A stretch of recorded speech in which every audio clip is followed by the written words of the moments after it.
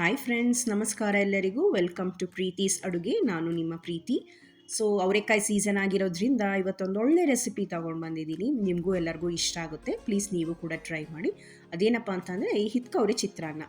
So ಇದು ನಾನು ಹೇಳ್ದಂಗೆ ಸೀಸನ್ ಆಗಿರೋದ್ರಿಂದ ಇದರಲ್ಲಿ ಏನೇ ಸಾಂಬಾರಾಗಲಿ ಚಿತ್ರಾನ್ನ ಆಗಲಿ ವಡೆ ಮಾಡಿದ್ರೆ ತುಂಬ ಟೇಸ್ಟ್ ಆಗಿರುತ್ತೆ.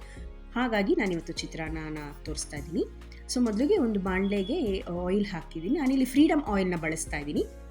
ಇದು ಸ್ವಲ್ಪ ಕಾದ್ಮೇಲೆ 1 ಟೇಬಲ್ ಸ್ಪೂನಷ್ಟು ಸಾಸಿವೆ, ಒಂದು ಸ್ವಲ್ಪ ಚಿಟಪಟ ಅನ್ನೋವರೆಗೂ ವೆಯ್ಟ್ ಮಾಡ್ಬೋದು.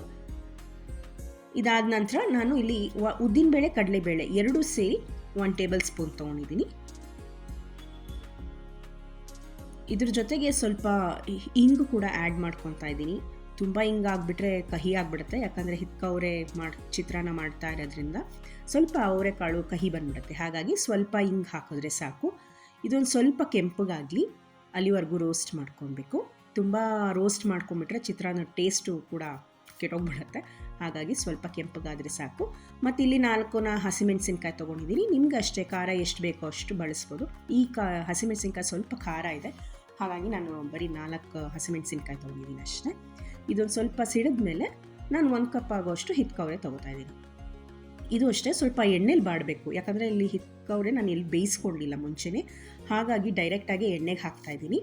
ಸೊ ಇದು ಸ್ವಲ್ಪ ಎಣ್ಣೆಲಿ ಬಾಡಬೇಕು.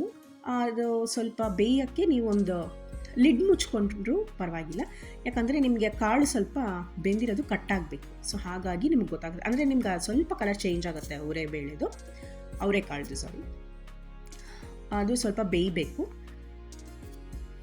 ಸೊ ಹಾಗೆ ರೋಸ್ಟ್ ಮಾಡಿಕೊಂಡು ನಾನಿಲ್ಲಿ ಸ್ವಲ್ಪ ಒಂದು 2 ನಿಮಿಷದಷ್ಟು ಲಿಡ್ ಮುಚ್ಚಿರ್ತೀನಿ. ಸೊ ಹಬೆಗೆ ಸ್ವಲ್ಪ ಅವರೆಕಾಳು ಬೇಯಲಿ ಅಂತಂದ್ಬಿಟ್ಟು. ಸೊ ಈ ರೆಸಿಪಿ ಮಾತ್ರ ತುಂಬ ಚೆನ್ನಾಗಿರುತ್ತೆ. ನಾನು ಈ ಕಡೆ ಒಗ್ಗರಣೆ ಬೇಯೋಕ್ಕೂ ಮುಂಚೆ ಈ ಕಡೆ ನಾನು ಡೈರೆಕ್ಟಾಗಿ ಅನ್ನ ಮಾಡ್ಕೊತಾ ಇದ್ದೀನಿ. ಸೊ ನಾನು ಕುಕ್ಕರಲ್ಲಿ ಮಾಡ್ಕೊಳ್ಳಲ್ಲ, ಸಾಮಾನ್ಯ ಕುಕ್ಕರಲ್ಲಿ ಮಾಡಿಕೊಂಡ್ರೆ ಒಂಥರ ತುಂಬ ಬೆಂದೋಗ್ಬಿಡುತ್ತೆ.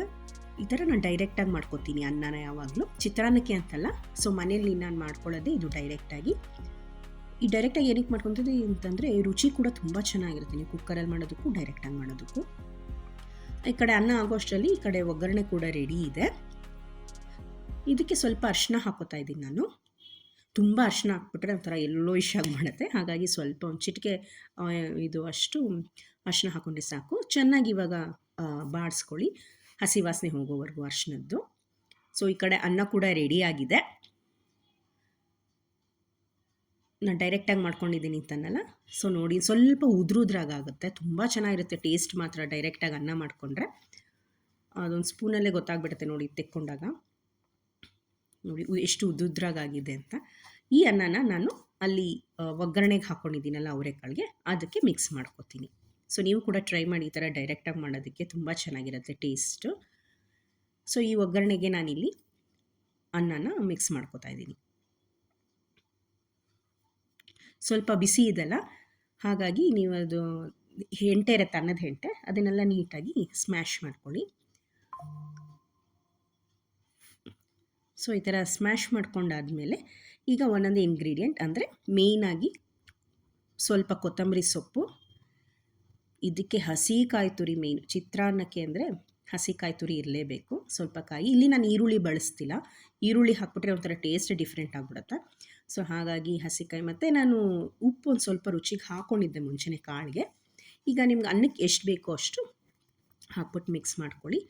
ಇದ್ರ ಜೊತೆಗೆ ನಾನು ಲಾಸ್ಟ್ ಅಂದರೆ ಇದು ಅರ್ಧ ಹೋಳಷ್ಟು ನಿಂಬೆ ಹಣ್ಣಿನ ರಸ, ಸೊ ನಿಂಬೆ ರಸ ಹಾಕ್ಕೊಂಡು ಇದನ್ನು ಚೆನ್ನಾಗಿ ಮಿಕ್ಸ್ ಮಾಡ್ಕೊಳ್ಳಿ. ಮಾಡಿಕೊಂಡ್ರೆ ಆಹಾ, ಎಂಥ ಟೇಸ್ಟಿಯಾದ ಹಿತ್ಕವ್ರೆ ಚಿತ್ರಾನ್ನ ರೆಡಿ. ಇಷ್ಟೇ, ಸಿಂಪಲ್. ಸೊ ನೀವು ಕೂಡ ಟ್ರೈ ಮಾಡಿ, ಕಮೆಂಟ್ ಮೂಲಕ ಹೇಗಿದೆ ಅಂತ ತಿಳಿಸಿ.